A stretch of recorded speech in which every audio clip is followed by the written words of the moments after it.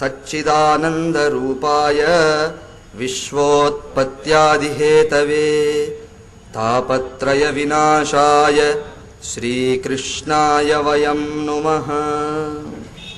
బ్రహ్మజ్ఞానం ఉన్నది అని తెలియడం అంటే అర్థం ఏంటంటే, నాకు బ్రహ్మము తెలుసు కాదు, నేనే బ్రహ్మాన్ని.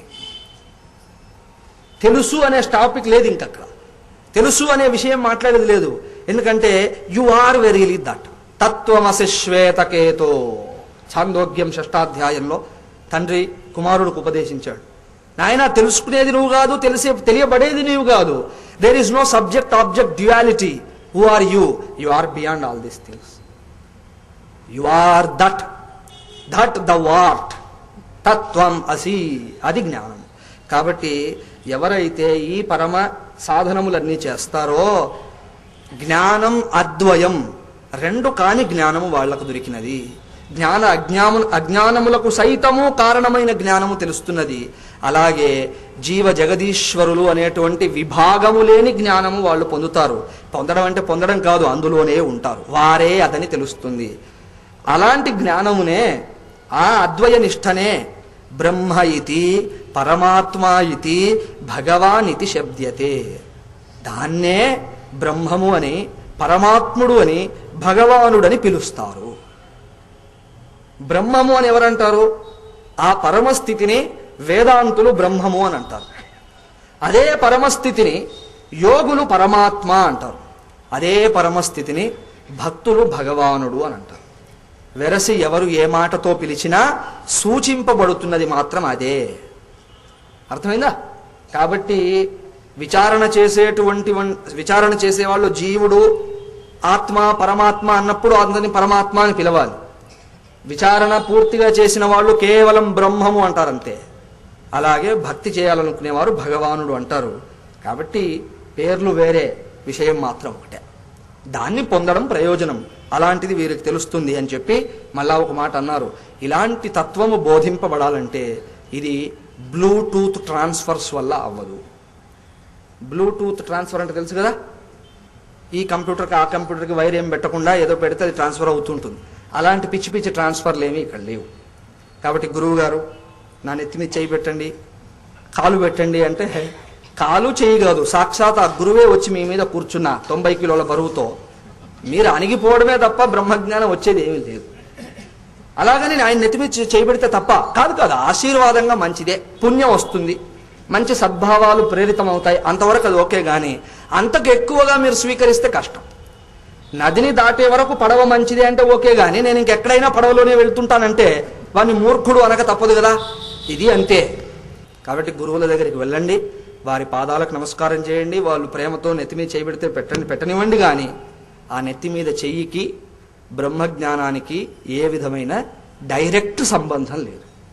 కాబట్టి ఇక్కడ అన్నారు, ఇలాంటివి గనక నీకు బోధపడాలంటే, ఎవరికైనా బోధపడాలంటే శ్రవణమే మార్గము. శ్రవణము అంటే పుస్తకాలు చదువుకోవడం కాదు, గురువు దగ్గరికి వెళ్ళి కూర్చొని శ్రవణం చేయాలి. శ్రవణము అంటే దానికి మేము ఒక ఇంగ్లీష్ డెఫినేషన్ పెట్టుకున్నాం. నా స్టూడెంట్స్, నేను ఎప్పుడు అది అనుకుంటుంటాం. ఏంటది? What is shravana? Is it reading books? No.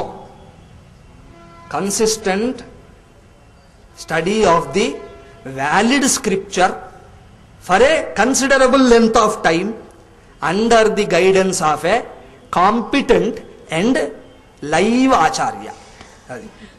ఇది కూడా సత్ గురు అంటే, సత్ అంటే బ్రతికున్నవాడని కూడా ఒక అర్థం. ఇవి పెట్టాల్సి వస్తుంది, ఏం చేయాలి మరి? లేకపోతే వీళ్ళు ఏం చేస్తున్నారు, ఏదో విగ్రహం పెట్టుకొని ఆ విగ్రహం మాకు చెప్తోంది అని రాసుకుంటుంటే, ఇది ఇతను చెప్పే మాటకు నిన్న దేవుడు నా కల్లో కనిపించి చెప్పాడనే మాటకు పెద్ద తేడా ఏం లేదు. ఆయన సమక్షంలో ఉండి అధ్యయనం చేయాలి, వినడం కాదు, అధ్యయనం చేయాలి. ఆ అధ్యయనం ఎన్ని రోజులు చేయాలి? కొంతకాలం చేయాలి. దేన్ని అధ్యయనం చేయాలి? వ్యాలిడ్ స్క్రిప్చర్, ప్రమాణ శాస్త్రమును అధ్యయనం చేయాలి. అంతే తప్ప ఇష్టమున్న పుస్తకం ఏదో తీసి చదివేశామంటే కాదు. ప్రమాణ శాస్త్రమును కొంతకాలము ఆచార్య సన్నిధిలో ఉండి అధ్యయనము చేయడం పేరు శ్రవణము. అలాంటి శ్రవణము చేస్తేనే ఇది సిద్ధిస్తుంది అన్నారు. కాబట్టి భక్తి అన్నంత మాత్రాన వేదాంతము చాలా కష్టం కాబట్టి గురువు దగ్గర శ్రవణము, భక్తితో ఆ బాధ లేదు. మీరు ఇంట్లో ఉండే పూజించవచ్చు అంటే ఇవన్నీ పిచ్చి మాటలు. భక్తి శాస్త్రమే ఆ మాట అంటోంది, శ్రవణం చేయాలయ్యా మీరు భక్తి అంటే ఏమిటో తెలియాలంటే అన్నారు. శృణ్వతాం స్వకథాః కృష్ణః పుణ్యశ్రవణ కీర్తనః హృద్యంతస్థో హ్యభద్రాణి విధునోతి సుహృత్సతాం. ఎవరైతే గురువు దగ్గర కూర్చొని ఈశ్వర కథారూపమైన ప్రసంగమును శ్రవణం చేస్తారో, స్వకథాః శృణ్వతాం, ఎవరైతే తన కథను శ్రవణం చేస్తారో వారిని చూసి శ్రీకృష్ణుడు సంతోషపడినవాడై వాళ్ళ హృదయంలోకి వెళ్ళి ఆ హృదయంలో కూర్చున్నవాడై అభద్రములను దులిపేస్తాడు అన్నాడు. అభద్రాన్ని విధునోతి, ఎవరైతే ఆచార్య సన్నిధిలో భాగవత శ్రవణం చేస్తారో, ఈశాను కథనం అంటాం, ఈశ్వరుడి యొక్క లీలా గుణ విశేషములలో మునిగే ప్రయత్నం చేస్తారో అలాంటి వారి హృదయంలోకి భగవంతుడు వెళ్తాడు. వెళ్ళి ఖాళీగా కూర్చోడు. భగవంతుడు అలాంటి భక్తుడి హృదయంలోకి వెళ్ళినప్పుడు ఒక చీపురు పట్టుకొని వెళ్తాడు. సాధారణంగా భగవంతుడి దగ్గర ఉండే ఆయుధాలు వ్యవహారం శంఖము, చక్రము, గద ఇవే చూస్తుంటాం. కానీ కనిపించని ఆయుధం ఒకటి ఉంటుంది. ఏమిటది? చీపురు. ఎప్పుడైతే శ్రవణం చేస్తుంటాడో ఒకడు, అయ్యయ్యో వీడు సత్కర్మ చేయాల్సిన అవసరం లేదు, మళ్ళా వీడికి ఇంత టైం వేస్ట్ ఎందుకు, నా కథను శ్రవణం చేశాడు, అదే చాలనుకుంటాడు. పాపము అంటే అర్థం ఏమిటి? దేవుడు ఏదో 10 విషయాలు చెప్పాడు, 12 విషయాలు చెప్పాడు, అవి చేయకపోతే పాపము కాదు. ఏది మోక్ష మార్గములో ఆటంకం అవుతుందో అది పాపం. ఆ పాపం ఒక్కోసారి భార్య రూపంలో ఉంటుంది, ఆ పాపం ఒక్కోసారి భర్త రూపంలో ఉంటుంది, ఆ పాపం ఒక్కోసారి ధన రూపంలో ఉంటుంది, ఆ పాపం ఒక్కోసారి పేరు ప్రతిష్టలనే రూపంలో ఉంటుంది. వెరసి ఏదైతే ఈశ్వర కథకు అడ్డుపడుతున్నదో ఆ రూపంలో పాపం ఉన్నది. అర్థమైందా? పాపమును చూడాలి అంటే ఎవరినో చూడక్కర్లేదు, మీ ఆధ్యాత్మిక ఉన్నతిని సహించలేని వారిని చూడండి, వాళ్ళను పాపాన్ని చూసినట్టే లెక్క. వాళ్ళు పాపము యొక్క manifestation, embodiments of your own sin. సమझ में आ रहा है बात? కాబట్టి ఎవరైనా మనల్ని అడ్డుకుంటే వాళ్ళనేం తిట్టక్కర్లేదు. వాళ్ళలా అడ్డుకుంటున్నది ఎందుకు? మన పాపం అది. అర్థమైందా? కాబట్టి పాపము అంటే సనాతన వైదిక సంస్కృతిలో ఇచ్చిన డెఫినేషన్ అది. అంతే తప్ప వాడి మాట వినకపోతే పాపం, వీడి మాట వినకపోతే పాపం ఇలా కాదు. ఏది మోక్ష మార్గమునకు ఆటంకమై ఉన్నదో, నిరోధము చేస్తుందో అదే పాపం, అదే అభద్రము. భగవానుడు వచ్చి ఏం చేస్తాడు? ఆ మోక్ష మార్గ ఆటంకములను తొలగిస్తాడు. సో దట్ మన బండి సుఖంగా వెళ్తుంది. ఏ రోడ్డు మీద? మోక్ష మార్గం అనే రోడ్డు మీద వెళ్ళి ఎక్కడ ఆగుతుంది? మోక్షంలో ఆగుతుంది. సో పరమాత్ముడు భక్తుడి హృదయానికి జ్ఞాన యోగ్యత ప్రాప్తిని అందిస్తాడు. అర్థమైందా? ప్రసాదిస్తాడు. అతో వై కవయో నిత్యం భక్తి పరమయా ముద వాసుదేవే భగవతి కుర్వంతి ఆత్మ ప్రసాదిని. ఇలాంటి భగవత్ కథకు ఇంత గొప్ప శక్తి ఉంది కాబట్టే అతః, అందుచేత మహాత్ములైనటువంటి గొప్పవారు వారంతా బ్రహ్మనిష్ఠులే, కానీ నిత్యం భక్తి చేస్తూ ఉంటారు, నిత్యం ఈశ్వర కథాశ్రవణం చేస్తూ ఉంటారు. ఆంజనేయ స్వామి ఎంత గొప్పవాడండి. ఇక్కడ ఉన్న వాళ్ళలో ఎవరైనా ఆయనకు సరిపడే వాళ్ళు ఉన్నారా? లేరు. కానీ ఆయన నిరంతరం ఏం చేస్తూ ఉంటాడు?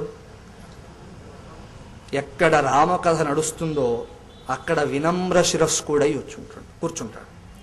ఎత్ర ఎత్ర రఘునాథ కీర్తనం తత్ర తత్ర కుర్చీ ఆసీనం అనట్లేదు, కృతమస్తకాంజలిం అంటే తల కిందికి పెట్టి 2 చేతులు జోడించి కూర్చొని ఉంటాడు. అంతేగాని కుర్చీలో కూర్చొని మొబైల్ ఫోన్స్ అవన్నీ పెట్టుకుంటాడని అనలేదు. ఎత్ర ఎత్ర రఘునాథ కీర్తనం తత్ర తత్ర కృతమస్తకాంజలిం భాష్పవారి పరిపూర్ణ లోచనం. ఆ కథ వింటున్నప్పుడు రాయిలాగా కూర్చోను అక్కడ. ఆ రామ కథ అదేమిటో గాని రామాయణము కరుణారసమంతా పిండి ఒక చోట పోసినట్టు ఉంటుంది. ఒక్కొక్క కావ్యంలో ఒక రస ప్రధానత్వం ఉంటుంది. రామాయణంలో ఆ మొదలు బండిరా వరకు అకారాది క్షకార పర్యంతం, క్షకారాంత పర్యంతం కరుణారసం ఇలా ప్రవహిస్తూ ఉంటుంది. అందుకే జీవితంలో రామాయణం చదివితే హృదయంలో ఉన్న కఠినత పోతుంది. కొంతమంది హృదయాలు ఎంత కఠినంగా ఉంటాయంటే రాళ్లే నయమనిపిస్తుంది. అవన్నీ పోతాయి, ఎందుకంటే కరుణారసం అలా ఉంటుంది దాంట్లో. ఆ కరుణారస ఘట్టములను ఎవరు వక్త ఎవరు చెప్పినా ఆయన భాష్పవారి పరిపూర్ణ లోచనం, ఆనంద భాష్పాలు ఉప్పొంగుతున్న నేత్రాలతో కూర్చొని ఉంటాడు. అలాంటి మారుతికి నమస్కారం అన్నారు. ఎందుకు ఆయనకు అంత ఇంట్రెస్ట్? సాక్షాత్ రాముడి సన్నిధిని ఎప్పుడు కావాలంటే అప్పుడు అనుభవించగలరు. ఒక చిన్న కథ విన్నాను, జానపద గాథ. అది నిజంగా జరిగింది అనడానికి ఏం ప్రమాణాలు లేవు, అలాగని జరగలేదు అనడానికి కూడా ఏం ప్రమాణం లేదు. కానీ తత్వం మాత్రం బాగుంది. ఒక సమయంలో శ్రీరామచంద్రుడి రూమ్లోకి ఎవరో వెళ్ళారు. ఆయన రూమ్లో ఈ లివింగ్ రూమ్ అని ఒకటి ఉంటుంది కదా, లివింగ్ రూమేనా వాటి కాదు, ఫస్ట్ రూమ్, ఎవరినైనా వచ్చిపోతే కలిసి పంపించడానికి. అది మన డ్రాయింగ్ రూమ్, కరెక్ట్. ఆ డ్రాయింగ్ రూమ్ మన ఇళ్ళలో చిన్నగా ఉంటుంది, కానీ ఆయన రాజుగారు ఎంత పెద్దగా ఉంటుందండి, పెద్ద రూమ్, అందులో పుస్తకం అవన్నీ ఉన్నాయి. నారదుల వారు వచ్చారు అక్కడికోసారి.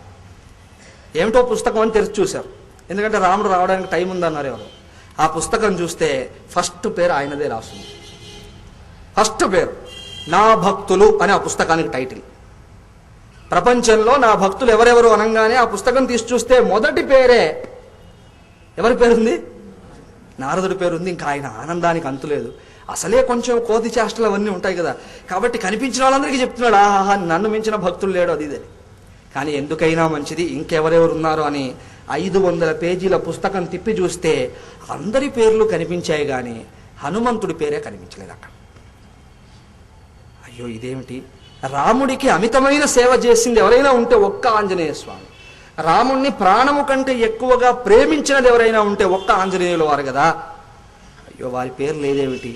ఒకవైపు తన పేరు ఉన్నదని సంతోషంగా ఉన్నది, కానీ అట్ ది సేమ్ టైం ఆంజనేయుడు సామాన్యుడు కాదు, ఆయన పేరు లేదే. అయ్యో ఎక్కడ పొరపాటు అయిపోయింది, అలాంటి వాడి పేరే లేదంటే రేపు అలాంటి పొరపాట్లు నేను చేస్తానేమో అని రాముడు రాగానే కొంత విచారగ్రస్తమైన ముఖం పెట్టి, అయ్యా స్వామి నాకు డౌట్ ఉంది చెప్పండి అన్నారు. ఏమిటంటే ఈ పుస్తకం చూశాను. అయ్యో చూస్తే సంతోషంగా ఉండాలి కదండి, తమరి పేరే ముందుంది కదా. అది కరెక్టే, కానీ 500 పేజీలు చదివేశాను, ఆంజనేయుడి పేరు ఎక్కడా కనిపించట్లేదండి. నా మనస్సు చాలా వికల్పం అయిపోతుంది, చాలా ఇబ్బంది పడుతోంది. అంటే రాముడు అన్నాడు, ఇది ఊరికే జనం కలిసే రూమ్ కదండి, ఇంకొక పర్సనల్ డైరీ వేరేది ఉంది. అలాగే ఉంటాయి కొన్ని బయటికి చూపించేవి, కొన్ని లోపల లెక్కలు. బిజినెస్ వాళ్ళకి తెలియదండి, నేను చెప్పాలా? మరి రాముడు చాలా సీక్రెట్లో అవన్నీ పెట్టుకోవాలి, రాజు కదా. పర్సనల్ డైరీ ఉంది, అది చూపిస్తానని అద్దెచ్చారు లోపల నుంచి. ఇది చూడండి అని, దాంట్లో ఆంజనేయుడి పేరు ఫస్ట్ రాసుంది. స్వామి ఇది మీ భక్తులని రాసుంది, అది నా భక్తులు అని రాసుంది, ఈ పుస్తకానికి ఆ పుస్తకానికి తేడా ఏమిటి? అదేమైనా రివైజ్డ్ ఎడిషనా అని అడిగాడు. రివైజ్డ్ కాదయ్యా, వీళ్ళు నా భక్తులే, ఆ పుస్తకం నా భక్తులే, కానీ ఈ పుస్తకంలో నీవు చదివిన ఇంతలావు పుస్తకంలో ఉన్న భక్తులు ఎవరు? ఈ భక్తులు ఎవరంటే నన్ను భజించే భక్తులు, దాంట్లో నీవే ఫస్ట్. మరి ఆ పుస్తకం ఎవరంటే నేను భజించే భక్తుడు, నేను ఆంజనేయుడిని భజిస్తానని చెప్పాడు. చూసారా, ఆంజనేయుడు నన్ను భజించడం దేవుడు ఎరుగు, నేను ఆయనను భజిస్తూ ఉంటాను. చూసారా రాముడి ప్రేమ ఎలా ఉందో. అంత గొప్పవాడైన ఆంజనేయుడు ఈ కాలంలో కూడా రామకథ జరుగుతుంటే ఏదో రూపంలో వచ్చి కూర్చుంటాడని పెద్దలు చెప్తున్నారే. మొన్న తులసీదాసు కనిపించాడు. తులసీదాస్ అందుకే రామాయణం రాసే మునుపు ఈ హనుమాన్ చాలీసా రాసి గురువుకు నమస్కారం పెట్టాడు. ఆంజనేయుడికి వందనం అనలేదు. శ్రీ గురు శరణ సరోజ రజ నిజమన ముకుర సుధారి వరణౌ రఘువర విమలేశ జోదాయక ఫలచారి అంటున్నాడు కదా. కాబట్టి అంత ఆంజనేయుడు ఎందుకు శ్రవణం చేస్తున్నాడు? అంత ఉద్ధవుడు, అంత అర్జునుడు, ప్రహ్లాదుడు ఎందుకు శ్రవణం చేస్తున్నారు? కాబట్టి కవయః మహాత్ములైనటువంటి వారు, పండితులైన వారు ఈ లోకంలో ఉన్న అన్యలోకాల్లో ఉన్న ఈశ్వర కథను పరమభక్తితో పరమానందంతో వింటుంటారయ్యా. ఎందుకంటే వాసుదేవుడు హృదయంలోకి రావడమే ప్రయోజనం. కాబట్టి శ్రవణము లేకుండా భక్తి లేదు అని చెప్పి వాసుదేవుడి యొక్క తత్వాన్ని నాలాంటి వాడి సామాన్య చిత్తంలో కూడా నిలపడాలని. ఎందుకంటే అన్యమైన శాస్త్రాలు పొద్దస్తమానం వింటూ ఉంటాం. ఇవాళ భాగవతం విన్నారు, రేపు మళ్ళా రామాయణం వింటారు, మరో రోజు శివానందలహరిని వింటారు, ఇంకో రోజు వేదాంత గ్రంథాన్ని ఏదో వింటారు. ఈ రకరకాల గ్రంథ అవలోకనములు చేయడం వల్ల సామాన్యుడు బుద్ధికి ఈ గ్రంథముల పేర్లు వేరుగా ఉండి, స్ట్రక్చర్స్ వేరుగా ఉండి, టైటిల్స్ వేరుగా ఉండి, కేటగిరీస్ వేరుగా ఉండడం చేత విషయము కూడా వేరే అనుకుంటారు. అలా ఉండకూడదని ఒక మంత్రం చెప్తున్నారు. ఇది శ్లోకం అనాలి, కానీ నేను మంత్రము అనేస్తున్నాను. కారణం ఏంటంటే నాకు మంత్రంలాగా అనిపించింది అది. వాసుదేవ పరా వేదాః వాసుదేవ పరా మఖాః వాసుదేవ పరా యోగాః వాసుదేవ పరా క్రియాః వాసుదేవ పరం జ్ఞానం వాసుదేవ పరం తపః వాసుదేవ పరో ధర్మః వాసుదేవ పరా గతిః. నాయన ఎన్ని శ్రవణములు చేసినా, ఏ గ్రంథం వింటున్నా వాసుదేవుడే పరమ ప్రయోజనం అన్నింటికి. వాసుదేవుడు అంటే రెండు అర్థాలు. ఒకటి, అన్నింటినీ వ్యాపించిన పరమాత్మ, అతనికి వాసుదేవుడు అని పేరు. ఇంకొకటి, వసుదేవుడి కుమారుడైన శ్రీకృష్ణుడు, కృష్ణస్తు భగవాన్ స్వయం అన్నాం కదా. కాబట్టి వసుదేవస్య అపత్యం వాసుదేవ, ఈ రెండవ అర్థాన్ని కూడా తీసుకోవచ్చు. అలా సకల వేదములకు తాత్పర్యం ఎవరో తెలుసునా? వాసుదేవుడే. వాసుదేవుడు అంటే అందరి హృదయాల్లో వసించేవాడు. జగత్తు ఎవడిలో వసిస్తున్నదో, రెండు అర్థాలు ఉన్నాయి దానికి. ఇదంతా ఎవరిలో ఉన్నదో, ఎవరు అన్నింటిలో ఉన్నారో అతనికి వాసుదేవుడు అని పేరు. వాసుదేవ పరబ్రహ్మము అంటాం. కాబట్టి ఈ వేదములన్నీ కోకొల్లలుగా కాండత్రయ స్వరూపముగా ఎన్ని బోధలు చేసినా ఆ బోధలన్నింటి యొక్క తాత్పర్యం ఒకటే. వేదములో ఒక చోట నీవు స్వర్గాన్ని పొందడానికి ఈ పని చేయన్నారు, స్వర్గాన్ని పొందేందుకు చేయమని చెప్పిన వేద తాత్పర్యం అది కాదు. ఎందుకంటే ఈ యొక్క మెటీరియలిజం అనే ఆశలో ఉన్నవాడిని ఏదో రకంగా దగ్గరికి లాగి సంస్కరించవచ్చు అనే భావనతో ఏదో చెప్పారే తప్ప వేరొకటి కాదు. నిమి నవయోగేశ్వర సంవాదం 11వ స్కందంలో మనం చూస్తాం. అప్పుడు ఒక శ్లోకం ఉంది. వేదములు ఎలాంటివి అంటే బాల అనుశాసనవత్ అన్నారు. పిల్లవాడికి డిసిప్లిన్ నేర్పడం కొరకు చాక్లెట్ ఇచ్చి, లడ్డు ఇచ్చి, అవి ఇచ్చి, ఇవి ఇచ్చి డిసిప్లిన్ అలవాటు చేస్తామో అలాగే వేదము కూడా సకామ ఫలములను చాక్లెట్గా, బిస్కెట్గా చూపించి మనలో భక్తి జ్ఞాన వైరాగ్యములనే డిసిప్లిన్ తెచ్చే ప్రయత్నం చేస్తాయి. ఒక తల్లి చాక్లెట్ ఇచ్చి పిల్లవాడిని స్కూలుకు పంపేటప్పుడు ఆ తల్లి ప్రయోజనం చాక్లెట్ ఇవ్వడం కాదు. మరి ప్రయోజనం ఏమిటి? తాత్పర్యం ఏమిటి? స్కూలుకి పంపడం, జ్ఞానమును పెంచడం. అవునా? కానీ పైకి చూడ్డానికి మాత్రం చాక్లెట్ ఇస్తోంది. అలాగే అన్యమైన విషయాలను ప్రేరేపించేందుకు గాను ఆయా చిన్న చిన్న వాడికి ఇష్టమైన వస్తువులు ఇచ్చినట్టు ఇచ్చి తదనంతరం వాడి ఎదుగుదలకు సహాయపడుతుంది. Is it right are not sir? అలాగే మన ఈ తల్లి చేసినట్టుగానే వేదము కూడా తల్లి అని శంకరుల వారు అనేక భాష్యాల్లో రాశారు. వేదము శృతి మాత, తల్లిలాగా బిడ్డలకు మోక్ష ఉపాయమును చెప్తే డైరెక్ట్గా వినరు. కాబట్టి ఏదో మిఠాయి రూపంలో, దాని రూపంలో, దీని రూపంలో స్వర్గమని, సుఖమని, పిల్లలని, వాళ్ళని, ధనమని ఏదో మాటలు చెప్తుంది తప్ప వేద ప్రయోజనం అది కాదు, వేద తాత్పర్యం అది కాదు. వేదాహ వాసుదేవ పరాహ, వేదములన్నీ వాసుదేవ పరమైనవి. అంటే వాసుదేవుడే వేదముల తాత్పర్యము. వేదములోని అక్షరం అక్షరం ఉపదేశిస్తున్నది వాసుదేవుడి గురించే. అలాగే మరి యజ్ఞాలు ఉన్నాయి కదండి, మఖాహ యజ్ఞాహ ఇతి. ఈ యజ్ఞ యాగాదులన్నీ ఏమిటి? యజ్ఞ యాగాదులు సైతం వాసుదేవ స్వరూపములై వాసుదేవుడి కొరకు చేయబడే వాసుదేవుడి రూపమై ఉన్నాయి. వాసుదేవుడికి యజ్ఞ పురుషుడు అని పేరుంది కదా. కాబట్టి యజ్ఞములు ఆయనే. వాసుదేవ పరాయోగాహ, అనేకమైనటువంటి అనుశాసన రూపంలో, విధి నిషేధ రూపంలో ఉన్న యోగములన్నీ కూడా, ఉపాయములన్నీ కూడా వాసుదేవ పరమయ్యే ఉన్నాయి. ఎవరైనా మీకేదో చిన్న ధ్యానం ఉపదేశించి దీని ద్వారా నీ మనస్సు శాంతం అవుతుందని చెప్తే, నీ మనస్సు శాంతం అవ్వడం కాదు ప్రయోజనం, శాంతమైన మనస్సుతో ఈశ్వర కథాశ్రవణం చక్కగా చేయగలవు కాబట్టి ప్రయోజనం అది. చూస్తున్నారా? కాబట్టి అనేక యోగములు సైతం వాసుదేవ పరమైనవి.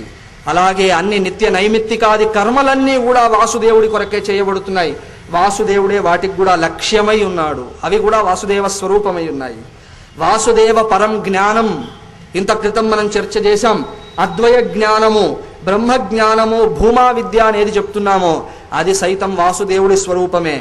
వాసుదేవ పరం తపః, అనేక రకాల తపస్సులు ఉన్నాయి. పాప ప్రక్షాళన కొరకు చేసేటువంటి చాంద్రాయనాదులు మొదలుకుంటే అతి క్లిష్టము, అతి కృచ్ఛ్రము అయినటువంటి భయానకమైన తపస్సులు ఎన్నో ఉన్నాయి. అలాంటివన్నీ వాసుదేవుడి కొరకే. వాసుదేవ పరోధర్మ, వాసుదేవుడే అన్నింటికంటే గొప్ప ధర్మము అని ఒక అర్థము. ఇంత క్రితం మనం పరధర్మము అని చెప్పుకున్నాం, పరమధర్మము, ఉపధర్మము అని చెప్పాం. వీటన్నింటికి కూడా వాసుదేవుడే లక్ష్యము.